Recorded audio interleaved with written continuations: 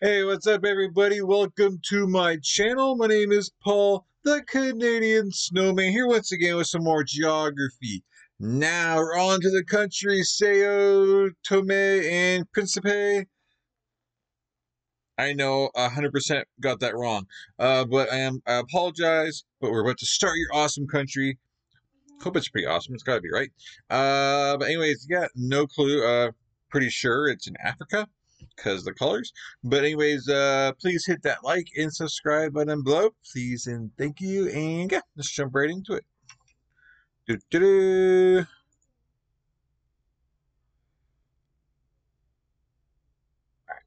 Come on, load. There you go. 3, 2, 1, bam. All right, Sao Tome and Principe, or St. Thomas and Prince. This country often ranks as Africa's #1 or 2 least known and visited country. Only like Portuguese people know about this place, and like half the time it gets mistaken for Cape Verde. What can I say?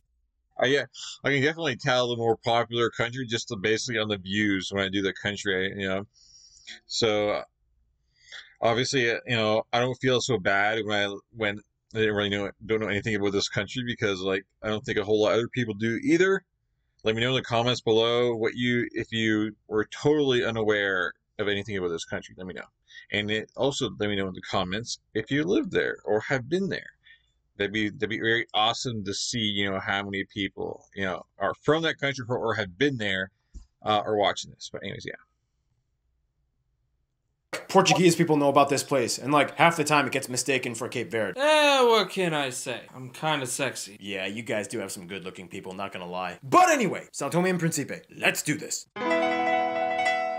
It's time to learn geography now! Hey everyone, I'm your host Barbs. This country is small and practically unknown, which means I had a lot more fun researching and talking to you guys, the geography peeps from this country, while I was writing the script. By the way, as you know, this video was shot during COVID-19 pandemic era times, so everything is shot in my office. Caleb and Jillian are my tenants. They live in my house, so obviously they can be in these videos. Art lives within walking distance. He's super close, so he's gonna be a regular. And we are limiting our guest hosts to 1 a week, and this week it is Mr. Keith. What's up? Keith, do the disclaimer. Hey guys, just so you know, we take all the necessary precautions when it comes to traveling. Got a face mask, and each of the segments are filled in separate time slots, so, So we're not filming in a group all at once. Oh, by the way, Keith, what are you wearing? I am wearing this fantastic Keith shirt that you can get at the geographynow.com web store. Do you want to wear my face on your sexy body?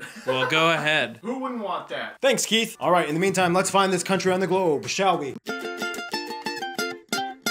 I can't believe I'm wearing this shirt again. When was the last time I wore this in an episode? Anyway, context. Interesting fact. These islands were actually completely uninhabited when they were discovered by the Portuguese. They arrived on December 21st, or St. Thomas Day. Hence, forthwith, they named it after the apostle St. Thomas, the dude who doubted Jesus and said, "I will not believe until I see." And that's kind of been like the theme of Sao Tome and Principe's approach to the world. You have to come and see to believe. Mostly because they have this really freakishly cool looking volcanic plug thing. But we'll talk about that later in this episode. First of all, the country is located in the Gulf of Guinea, or more specifically, the Bight of Bonny, the inlet in the Atlantic Ocean where West Africa curves downward into Central Africa. The country is made up of 2 main islands, Sao Tome, the larger one, with about 86% of the landmass and 96% of the population, and the smaller Principe Island, which is actually an autonomous region within the country that self-governs itself with its own assembly. Amidst these 2 main islands are groups of smaller satellite islets and rocks, such as Rolas and Cabras off of Sao Tome, as well as the Tinosa Islands, Corozo, and Bombom in the north by Principe. Their maritime boundaries extend outwards with other neighboring countries. However, in the north, they have a joint development zone with Nigeria. The country is divided into 7 districts, 6 on Sao Tome Island, and the entire island of Principe is, within itself, the last district, called Pagué. The capital is named just like the country, Sao Tome, which holds about a quarter of the entire population. After that, Santo Amaro and Neves come in as the 2nd and 3rd largest towns. The country's largest and only international airport, Sao Tome International, is located on the north side of Sao Tome Island, and only 3 countries have flight services to Sao Tome: Portugal, Angola, and Cape Verde. Otherwise, to get in between the 2 main islands of this country, you have 2 options: flight or ferry. Flights operate 3 to 5 times a week, depending on the season, between Sao Tome International and Príncipe Airport, the only other airport of the country. The flight takes about 45 minutes and lands on a short airstrip that can only accommodate 18-seater twin turboprop aircrafts from the national airline Africa's Connection STP. Otherwise, with ferries, things are a little more complex. There is irregular passenger ferry services between the island's largest ports, the port of Ana Chaves Bay, where the military and cargo ships dock as well, and Santo Antonio Port on Príncipe. The trip lasts anywhere between 8 to 12 hours, and bookings must be made at the offices in person. Fun fact, Sao Tome is actually one of the few places on Earth where you can actually touch the equator. In order to do it though, you will have to take a ferry from Porto Alegre in the south to Rolas Island and hike through the forests, where there is a mosaic map with a massive place marker monument. Yeah, that equator monument. If you decide to visit, don't make this mistake. Whoa! After 28 hours, I'm finally in Sao Tome. Sao Tome. I heard I could find this equator thing. It looks like a big line on the world. It's in the south. Finally, I'm in Porto Alegre. Where is that equator? It's on that small island. You gotta take a ferry to get there. Fine. Okay, seriously, where is this equator thing? Esta es la isla Annobón. Fuiste demasiado lejos. Ah, For what it's worth though, if you are really intrepid and want to do something that very few people have done, Sao Tome is probably the best. Oh my god, because I was just about to say, if I go there, I'm definitely going to that equator thing. I was just about to say that. But now, yeah, that seems like too much of an effort. So yeah, just for like a picture and for like probably hanging out there for just, 20 minutes, doesn't seem very worth it. So much for that.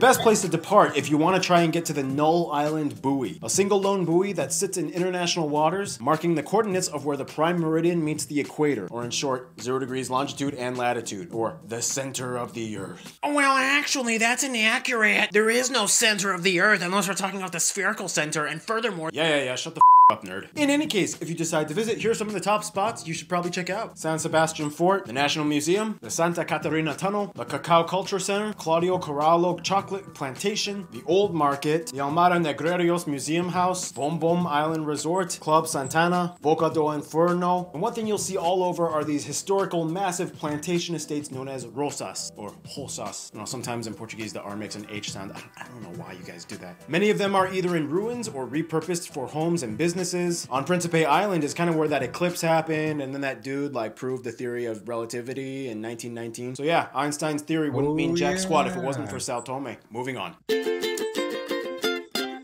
Now, one of the biggest sources of pride and glory for Sao Tome and Príncipe would have to be its land makeup. Even though they are the second smallest country in Africa in land area, there's a lot going on concentrated in less than 400 square miles, 1,000 square kilometers. For one, Sao Tome and Príncipe lies on a geological fault line known as the Cameroon Line, an unusual volcanic rift system about 1,600 kilometers or 900 miles long that extends from the ocean diagonally into the mainland of the African continent. This rift extends even further inland to the Central African Shear Zone that goes across the entire continent, ending near the Red Sea in Sudan, effectively meaning that Africa has a huge horizontal split line that nobody talks about. Back to the country though, they are sandwiched right in between Malabo, the first island, and Annobon, the last of the Cameroon Line islands, both of which belong to Equatorial Guinea. These islands are essentially the peaks of underwater shield volcanoes that start about 3,000 meters below sea level and today are extinct. This also means the entire island of Sao Tome has a central mountain zone of lush jungles, the tallest peak being Pico Sao Tome in the center west side of the country. From these hills flow an abundance of rivers and creeks on all sides, the longest river of the country being the Rio Io Grande that flows to the southeast. The country doesn't really have any major inland bodies of water or lakes. I asked you guys, the geography peeps from this country, and a few of you said maybe Lake Amelia, but it's more like a marshy swamp. Anyway, the climate is warm and humid, averaging around 80 degrees or 27 degrees Celsius. Even though they are small, their rough topography actually creates a microclimate between the north and south of Sao Tome Island. The southwesterly winds carry more moisture, as in up to 275 inches of rain in the south, but the mountains block the north areas, which only get on average less than 30 inches of rain annually, creating a more arid landscape. Finally, due to their position outside of the open Atlantic jet streams, they are pretty safe from storms and have less than a 1% chance of being hit by damaging cyclone winds. Yeah, the volcanic activity is pretty much what created their most iconic landmark, Pico Cao Grande. That's cool. A with the swizzle thing. Cao? Oh yeah, I have to pretend I'm a drunk Russian speaking Spanish. Здравствуйте, мой друг. Pico ground. That was actually probably better. Or Great Dog Peak. Located in the south of Sao Tome Island, this massive needle-shaped monolith is made from solidified magma. It rises sharply at about 1,200 feet from the jungle floor below. Here's a great video from YouTuber Jacob Kuferman. Check it out, it's absolutely breathtaking. Wow. Anyway, it's time for my triple shot of espresso break from a, Geography Now mug that you can get at geographynow.com. Which means it's time for Noah. However, he's filming off-site, so let's call him in. Beep beep. Noah, you there? Let's get to it, shall we? With Sao Tome and Principe, land use and nature are taken pretty seriously. For one, about half of the land is used in agriculture, and about 30% is forested. The main product that the country boasts in production? Cocoa. The crop, known for being high in quality, has been grown for centuries, and in itself makes up almost 70% of their exports. In addition, nearly a third of the country is involved in the fishing industry. Fish make up about 80 to 85% of the protein source for the people of the nation, one of the highest ratios in Africa. Fish stocks have been dropping recently, though, due to foreign fishing vessels buying the rights to fish in their waters. Much of the remaining food, though, is imported, as it's actually cheaper than depending on local production. The sad thing is, after independence, Sao Tome and Principe have tried almost every trick in the book for economic redevelopment, but it just never seemed to work. It was like, all right, we just got independence. I mean, things are a little bit rusty, I'll admit that, but hey, the IMF is giving us aid, I'm devaluing my currency. Okay, what else? I'm doing all this exciting stuff, like reducing my budget deficit, privatizing formerly nationalized companies, and I'm removing price subsidies. What do you think? That's good, right? Yeah, good job. So you want to like come over, maybe get involved, maybe invest a little bit in our country? You guys have a really long wet season and it's kind of expensive to travel to your country. Oh, hey, look, Ghana has some really good chocolate. What the man? My chocolate is better. Hey, come here, get over here. You're gonna eat my chocolate! yeah, it's weird. They did everything right, and yet still nothing seemed to budge on the international scale. For a while, there was even hope. Yeah, it seems like it'd be great because it seems like island nations just, when it comes to beaches and just got it going on, like the peace and tranquility, whatever it is, they'd be great spots for like tourism, especially with like the big, tall, cool thing in the jungle there. But yeah, apparently, if it's hard to get to, I guess that's kind of definitely a thing where people don't really want to vacation there because then it's probably expensive to get there, even though it might be cheap. Well, I guess every place pretty much seems like very expensive to get to, but yeah, I don't know, maybe, I don't know. It's kind of sad. So I hope it's not as bad as the way it sounds. Anyway. And the fishing thing, that definitely doesn't surprise me either, because usually a lot of island countries, they get most of their food from the sea, so that's cool. Anyway, fish is great, right? Good protein. Hope that the country might have potential in the oil and petroleum industry, as some oil was discovered in 2006. Unfortunately, the reserve was deemed too deep and with insufficient quality. My lips are getting a bit dry. All right. Instead, today, the people in government are trying to take an economic shift more in the direction of ecotourism, as the island is loaded with spectacular nature. And speaking of nature, here's our animal correspondent, Gary Harlow. Actually, Caleb's not here to be Gary Harlow. He's actually working for Wikipedia. Yeah, Nick and I kind of toss Caleb around every so often. He's that good. He's in high demand. So, someone's gonna have to fill in. I guess it's gonna be you, Keith. Oh my god. Animals and stuff? Yeah. Have you ever talked about animals? I mean, I had a goldfish one time. Close enough. Alright. Alright, you need a hat. All I have is this thing from Oman. Oh my god. In Sao Tome and Principe. Alright, don't do the accent. In Sao Tome and Principe, the only endemic mammal is the Sao Tome shrew. Otherwise, you'll find Mona monkeys that were introduced from the mainland. Oh, the country is more heavily populated by birds, reptiles, and, you guessed it, amphibians. You got these 6 endemic frog species, and 1 species of the highly elusive Sicilian. The cobra boo-boo. Bobo. Cobra bobo. Sicilians, not to be confused with Sicilian, are classified as amphibians. And they're strange creatures. Some have razor-sharp teeth. And in infancy, the babies eat the dead skin of their mothers as nourishment. Charming! Their national animals, though, which can be seen on the coat of arms, are the red-footed falcon and the endangered African gray parrot. Fun fact, I actually have a pet African gray back in Florida. Do you really? I do. Whoa, dang. They're like endangered, so... I got one. That's probably illegal, man. I don't think it is. I mean, I thought... Thank you, Gary. And with that, it's time to finish off this segment as we always do. Food! As mentioned, Sao Tome and Principe is a heavy fish-consuming country. You'll notice a lot of Portuguese influence in their cuisine. The most popular fish would probably be the red grouper, the sea bass, and flying fish, which are sold everywhere. Some of the top dishes you guys suggest we mention include barriga de peixe, feijão à moda de terra, chicken with coffee sauce, matabala with octopus sauce, isa quente, and moqueca, açucarinha, and the national dish, calulu. All right, that's it. Okay. That's what I got for you. Shot off site at my humble abode. Back to you, Barbs. Thanks, Noah. Oh, and it's also important to note that when fish is not available, the people here actually kind of prefer pork as a secondary option for their protein. So when they ask for it, they probably say, give that Sao Tome. You can't have a country without people that make the country. So let's find out how the people have made it, shall we? First of all, the people from here are called Sao Tomeans or Santomeans and Principeans. Now, Sao Tome is our last and smallest Lusophone country here on Geography Now. Luso what? Lusophone, it means Portuguese speaking.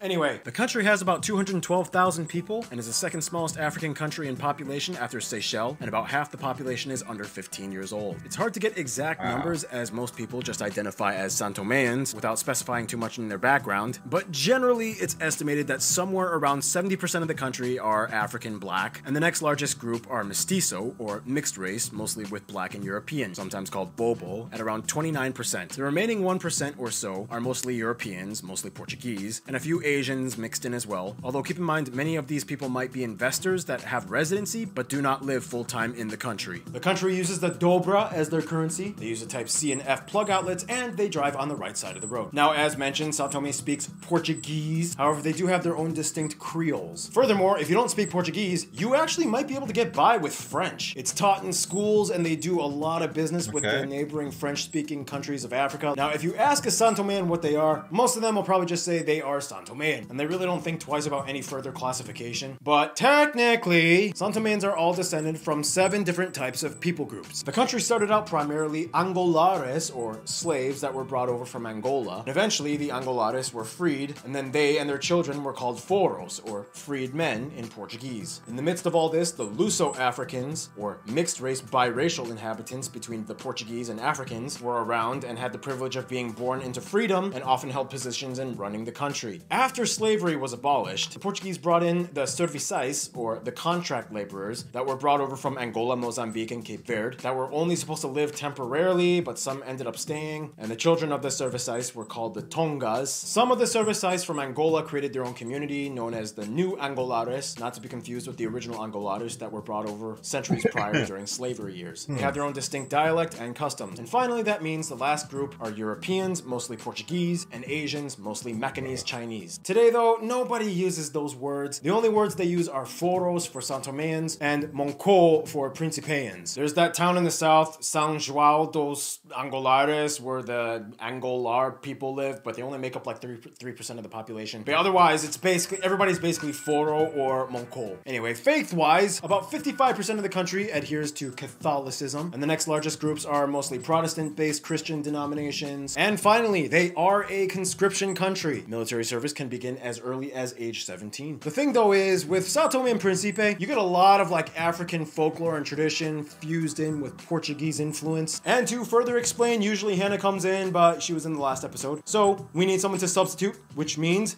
today it's gonna be Art. It's me, Natsavania. Over the years, the people of This is not working. Over the years, the people of Sao Tome and Principe have had kind of to develop their own distinct identity, and technically, nobody was native. Over time, their ancestors kind of fused old customs from the mainland with a dash of Portuguese vibrance. Santomean Geography Anna says, we are a very superstitious country. We have stories of witches who are able to shapeshift. We believe in making people sick or making them fall in love with witchcraft. We call it Bayar. And gugus. If you don't know what a gugu is, it's It's a little creature that grants wishes. Like Tarchin, he grants wishes too. For one, about a third of the population is rural, and you'll notice a lot of them lived in dispersed settlements, known as Luchans. The kinship system is often seen as bilateral. Although traditionally men have often been polygynous and may have multiple children with multiple women, they have customary visiting relationships. This means about a third of the households are headed by females. In addition, Sao Tome and Principe is a very theatrical nation. They love telling stories through live performances that they have been doing for centuries. The two most common ones are Chiloli, which is a tragedy story of Emperor Charlemagne, as well as Danso Congo, which tells the story of a Congolese king that was brought into slavery. You have the Auto de Felipes, or San Lorenzo, on August 10th on Principe Island, in which the whole population takes part in a reenactment of the European and Moorish battles of Africa. Sounds super exciting. Right, Tarchin? Of course, during these public holidays and festivals, there's what? There's a lot of music. Who hosts the music? We're going back to Keith, Florida Man Keith. Let's do it. Boom. Boom. Music in Sao Tome and Principe is like a mix of European and African joined together into one. Sao Tomeans have a multitude of rhythms that they jam to, like these. However, Principe is home to the Desa beat.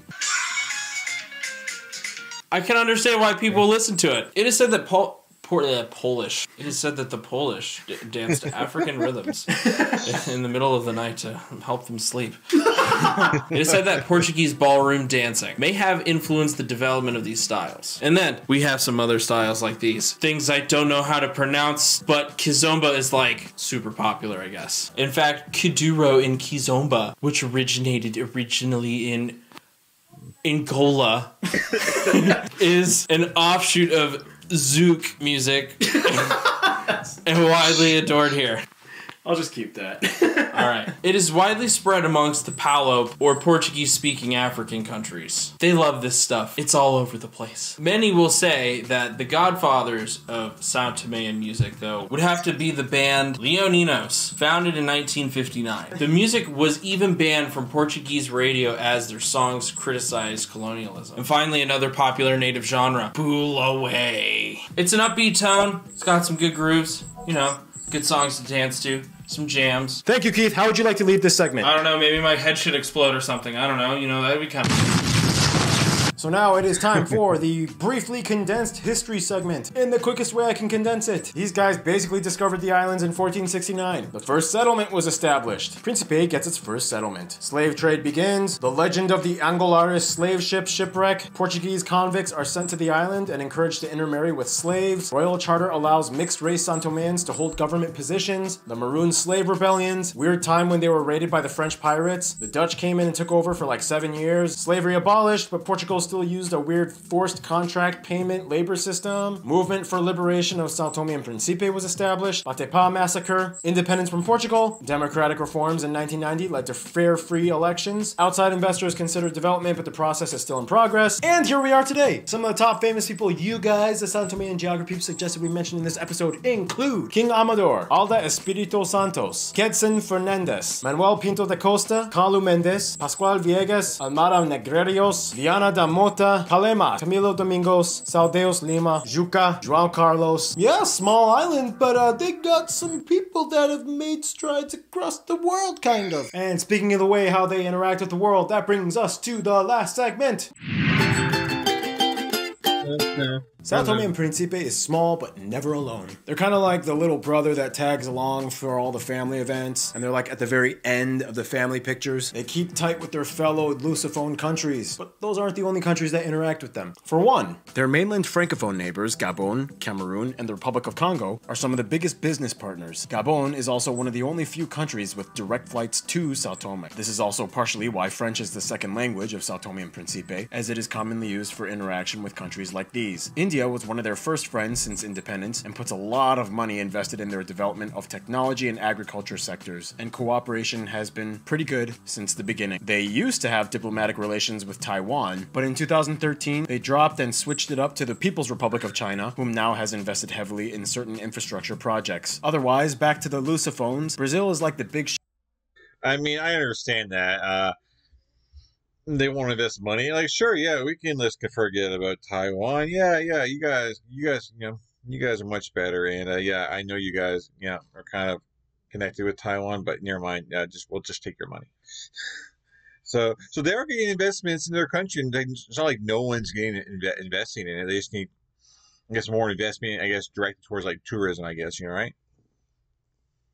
Shot sibling that they admire and watch from a distance. They love his TV shows and movies. And Cape Verde is kind of like the cool cousin too that visits often, as they are closer, and has a lot of stories because he has a lot of people in diaspora in other countries like the USA and Portugal. When it comes to their best friends, however, most people I have talked to have said probably Portugal and Angola. Angola is the main provider of gas and oil. They have a ton of Angolans that either visit or migrate and live there. There's even an Angolar community, and Angolans are easily welcomed in the country. With Portugal, even after colonial years and independence, the two have still maintained close ties. Portugal is the biggest investor and business partner, and much of Sao Tome and Principe's economy depends on them. Portugal's military also has an agreement to help with patrolling and protecting them, especially from Gulf of Guinea pirates. The Portuguese ship NRP Zaire is stationed there and is responsible for helping out with things like military training and so on. In the end, they all have a strong alliance. In conclusion, there is kind of like a sense of magic with Sao Tome and Principe. Just like their name, they are kind of like the unknown prince of the chocolate islands with a magical unicorn horn powered by the equator. Just visit. Stay tuned. The big guy, Saudi Arabia, is coming up next.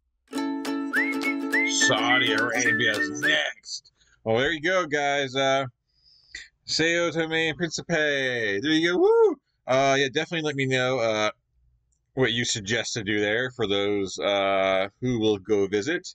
I guess if I was like a millionaire and didn't have to work and everything, I would try and visit, most countries out there.